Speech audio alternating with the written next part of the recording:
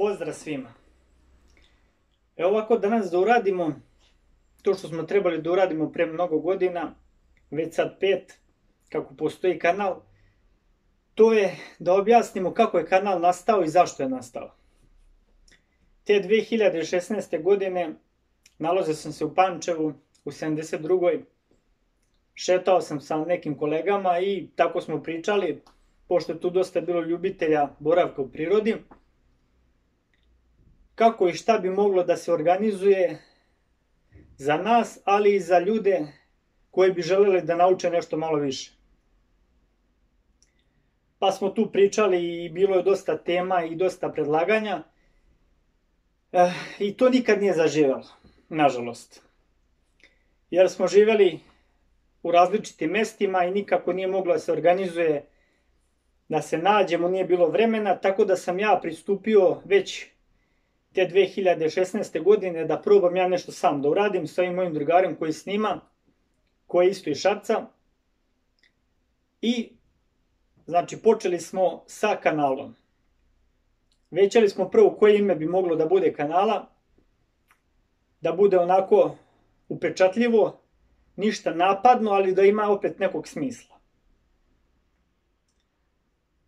I došli smo na predlog, znači zajednički, da vidimo da se kanal zove Military Survival. Znači da bude vezan za vojne veštine i veštine znači koje su bitne za preživljavanje. I vojne i civilne. Sad ovako, znači počeli smo te 2016. godine, pa je bilo, u samom početku nismo imali oznaku kako bi to moglo da izgleda i moj drugar Arsa je malo radio, pošto se razume u računare, dosta više od mene, ja se ne razumem, i ove montaže, ovih klipova, to radi on. Došao je na ideju i pokazao mi je par opcija šta je napravio i kako bi to moglo da izgleda. I to je ovaj znak koji ste svi mogli da vidite, znači zadnjih 5 godina. Pa malo da objasnimo. Sad imamo znači ovde standardno sunce, ali koje simbolizuje i znači strane sveta, vrhovi, visoki vrhovi planina, znači nešto što treba dosegnuti, čovek, to nisam ja na slici, ali znači čovek ljubitelj prirode, šator, vatra, u okruženju znači zelenom, ali vidite ovo ovde sa strane zelene, što izlaze znači bez granica, znači van granica. Tako da smo to uzeli da bude znači logo i simbol i oznaka kanala, pa je on nastao i što ja zovem u borbenoj verziji, znači ovoj, ali kao što je nastao ovaj, tako je nastao i ovaj mali.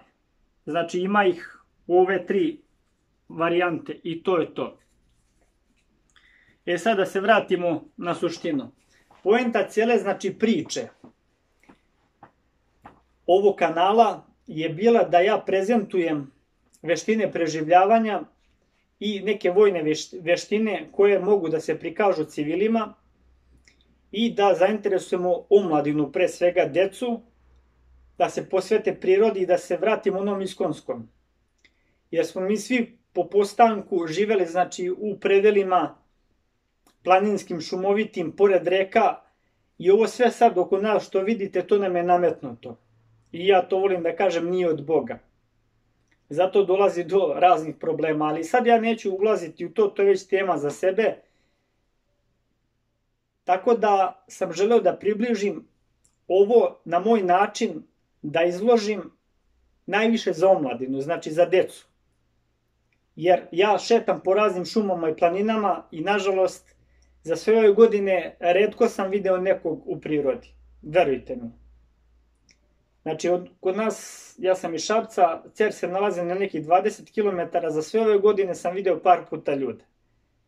Decu skoro nikad. To je tužno. Poenta cijela, znači ove priče da se ovo malo približi, da deca vide, ali nisam želeo da ovo vi gledate i da ostane samo na tome. moja želja je znači da neko krene isto to da radi. Znači pre svega da krenete u prirodu, da zavolite prirodu i da živite sa prirodom. Jer je posle sve drugačije. E sad šta bi još mogao vama da kažem vezano za to? Znači bilo je tu svega. Ja prvo nisam youtuber kao što neki kažu ti si najbolji youtuber. Daleko je od toga da sam najbolji, ali i nisam youtuber. Znači ja sam neko ko neko svoje znanje pokušava da prenese na vas. I ja sam jako zadovoljan ako ovo nekom pomogne, bar, znači nek to bude jedan čovjek i jedna situacija, ako mu pomogne, ja sam zadovoljan. Znači neću dužiti preterano, pokušao sam znači u ovom klipu da vam objasnim neke stvari. Tako da to bi bilo to. Ja bih volio da ostanete uz kanal, ako vam se sviđa podelite ovo, lajkujte i to bi bilo to, pa se mi gledamo u narednom klipu. Pozdrav svima!